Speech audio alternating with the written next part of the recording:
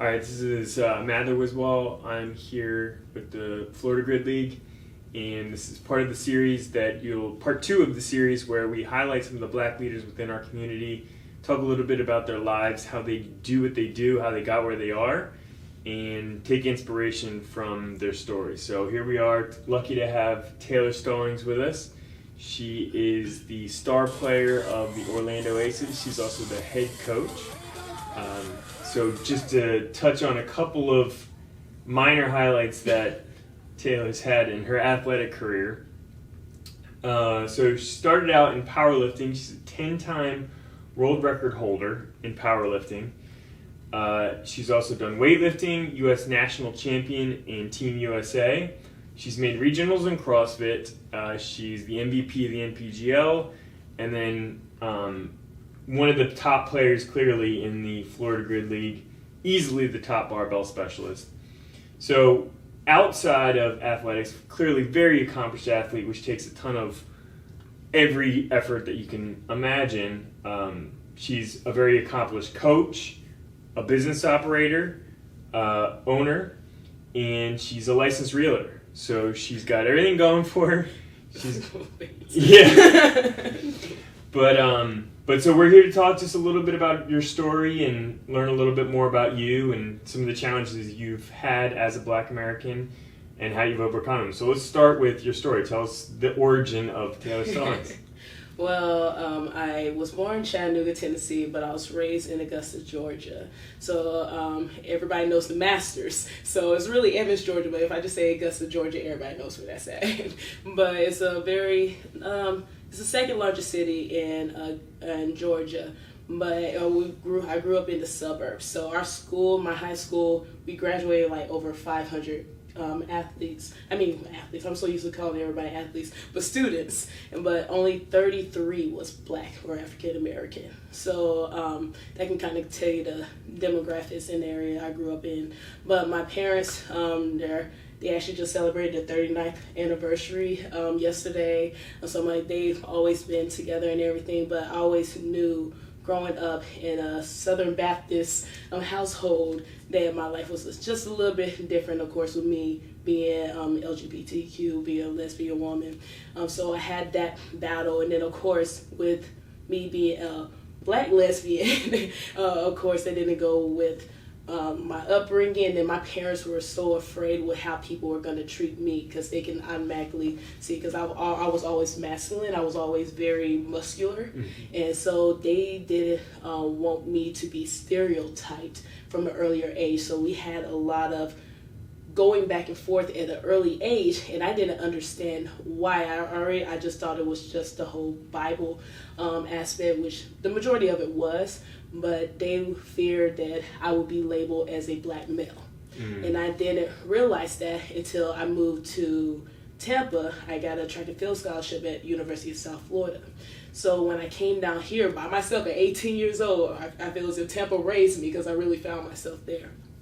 But growing up, and then I started really coming into myself, dressing more masculine because I feel more comfortable in guys' clothing. But then I also started realizing with that, and me started growing my dress, then I started getting called sir a lot. And then a lot of people would start assuming that I was a guy or trying to be a guy and everything. So everything that I did, people started labeling me as a Black male. And then I started seeing the way that they treated me completely different than even my Black female friends that was more feminine. And then even more so, I started seeing the differences, how they treated my white teammates and friends as well too, especially in sports. So when I was doing from track and field to powerlifting and everything, I really didn't see a lot of people in powerlifting per se that looked like me, or in a lot of strength sports that looked like me. So I didn't really have a lot of people that I can really, I guess, grasp or relate to. Thank you. That I can identify with. So I turned to like Jill Mills and Laura Phelps Sweat, who are incredibly strong women there, but they still didn't look like me. So I felt like I was missing something.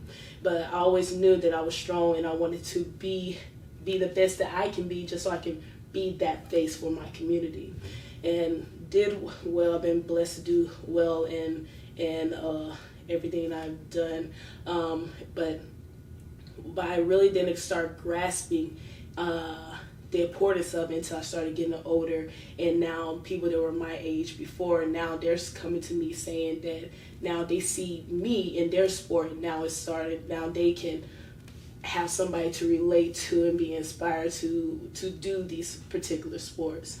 But it's been tough going into some of these competitions where you have amazing athletes out there, but when they look at me, they automatically assume that I'm on steroids. They in the comments, I get nasty comments like oh, this is guys versus girls, and like this isn't fair, and it's always something negative. But you see somebody else is usually even if it's a white girl out there who, even if she is masculine or whatever, they're like, oh, she's beautiful. The comments are a lot more admiration with her. But with me, with a lot of my comments have been very stereotypical, like this is a male, there's no way she's all natural, and it's always so negative. But somebody else who's doing either the same numbers or even less than what I'm doing, is like, oh, this is so beautiful, this is so inspirational, I want to be just like that. So I've always had to battle with that stereotype that no matter how good I get, that I'm either going to be labeled as a male, or I'm going to be labeled as I'm on steroids. So I've always had to block it out and develop kind of like a tough skin and know that it's out there, because I didn't want it to affect the sports that I love so much. And so as I grew into sport, and now I'm taking more, I still compete, but I'm taking more of a coaching role in mindset. I try to be there more to my athletes for the mindset part, because I had to develop a very strong mindset and wall and interior along with the exterior, just so I could stay focused. And it just helped pass that on to my athletes and any other African American male and females that may be going through their own struggles, and let them know that you're going to hear a lot of the naysayers. You're going to be hearing a lot of the comparisons, and it may not always be good or whatever the case may be. But you have to just focus on yourself and be proud of yourself, and not worry about getting the outside admiration. I mean, as long as you're happy with yourself, that's the only thing that should matter.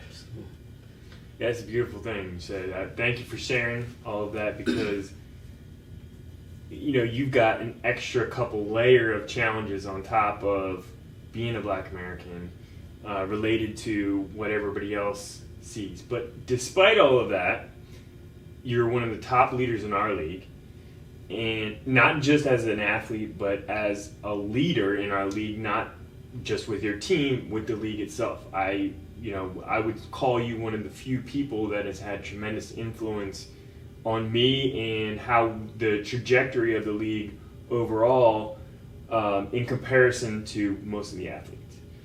And you're also one of the top leaders that I know, just in general.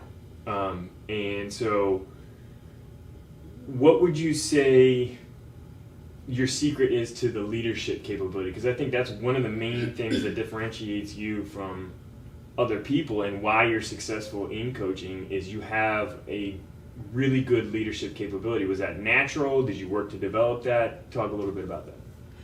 I would probably say it was more, it just fell into me. Like it just kind of happened naturally. I naturally care for people in general, and that's why I love fitness and wellness, because I want to help people. I feel as if that's my purpose in life, is to help people. So I've naturally been one.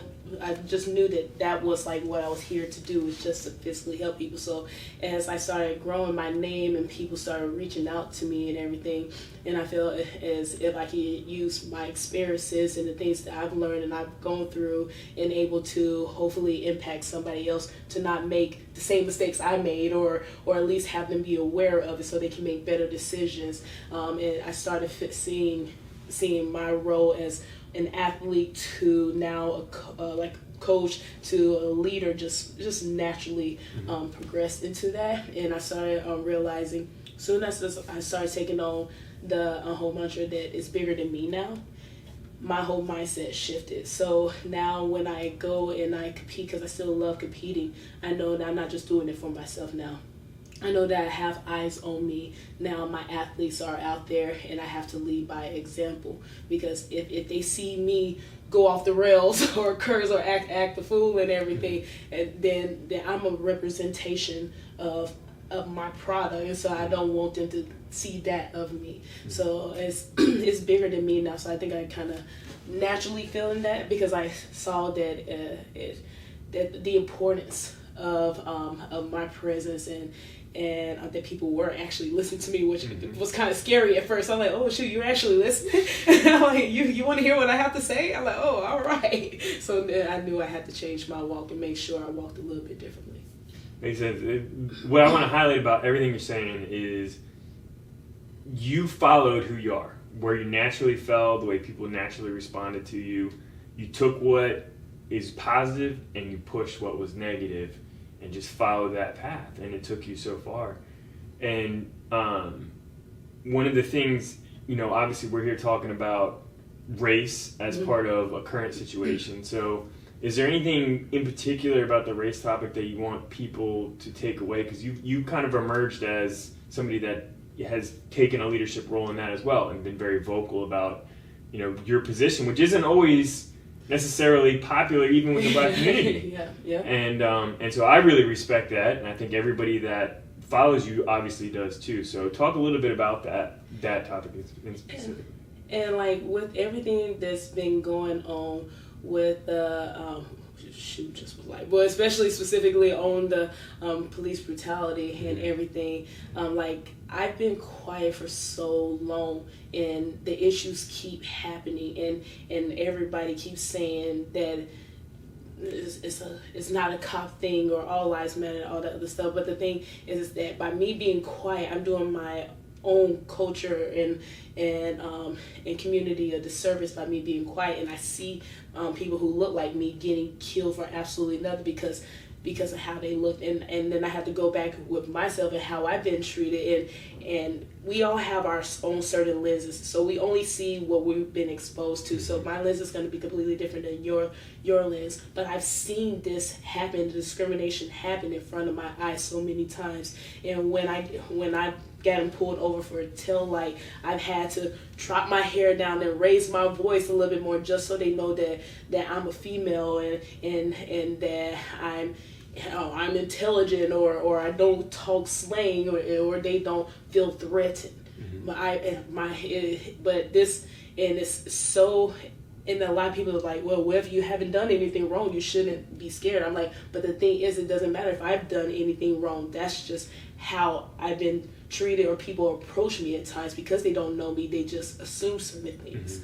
So with everything that's going on, at the end of the day, I'm all for change, and it's wrong what's going on, but we have to have the conversations. We have to educate each other, because again, like I said, your lens is different than my lens, so I have to educate you, educate somebody else, and they have to educate me of different experiences, even in their own experience of what Black culture is.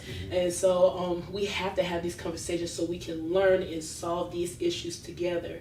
So I even went to I got a lot of friends who are cops. I mean, having open conversations with them just to hear their side, but also because how can we fix a problem if we're going in with deaf ears on the people who are trying to force them to change, and we're not listening. So I went and talked with one of my good friends who is a director of a police academy in Osceola in Orlando.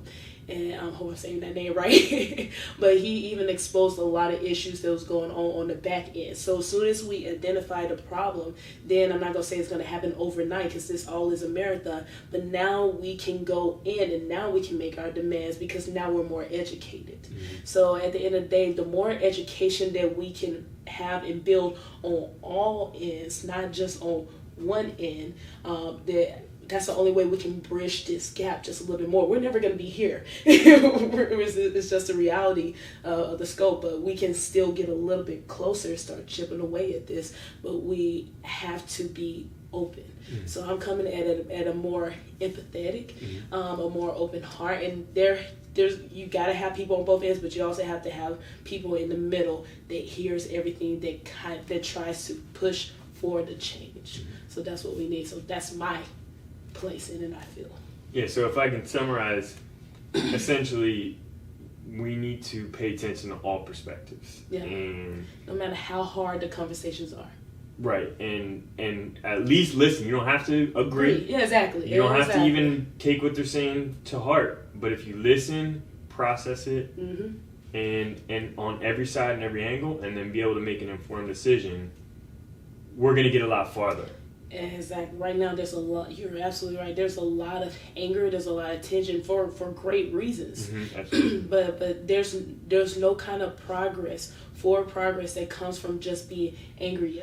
We still have to. But now we're forced to have these tough conversations. But and we all have to still listen to each other, learn from the Black experience, the Black history, and so now a lot more of the Black history is coming out, and people are like, oh, Juneteenth, what is this? Is something new? No, it hasn't been new. And so now it's all these things that should have been taught back when I was in high school. I never even knew about Juneteenth. I never even knew when the last slaves were released until recently. And so I'm finding out a lot about my history as an African American woman, and that I should have learned when I was in social studies a long time ago. So I feel as if it's time that we start rewriting the history books now, and I think we'll teach the future generation to be more empathetic. Instead of just teaching one side, we have to teach all sides. So beautiful.